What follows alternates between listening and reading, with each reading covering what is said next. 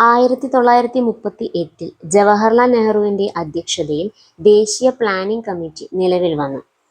ദേശീയ ആസൂത്രണ കമ്മിറ്റി എന്ന ആശയം അവതരിപ്പിച്ചത് മേഘനാഥ് സാഹയാണ്.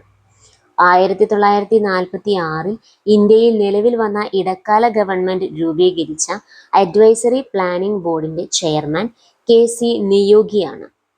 സോവിയറ്റ് യൂണിയന്റെ ദേശീയ ആസൂത്രണ മാതൃകയാണ് ഇന്ത്യ ആസൂത്രണ കമ്മീഷൻ രൂപീകരണത്തിന് സ്വീകരിച്ചത്. ആസൂത്രണ കമ്മീഷൻ നിലവിൽ വന്നത് 1950 മാർച്ച് 15-ന്.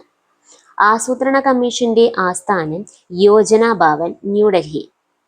പഞ്ചവത്സര പദ്ധതികളുടെ രൂപരേഖ തയ്യാറാക്കിയിരുന്നത് ആസൂത്രണ കമ്മീഷനാണ്.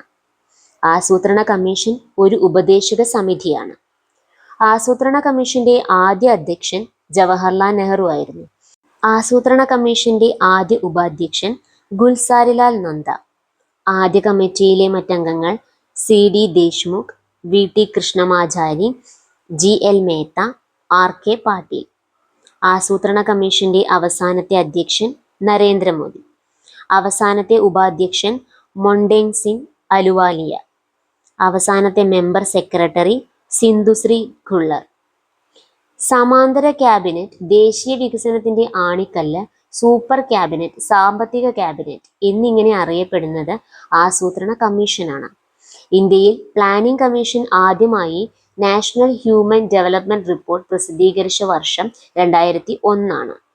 2014 ഓഗസ്റ്റ് 17-ന് പ്ലാനിംഗ് കമ്മീഷൻ നിർത്തലാക്കി.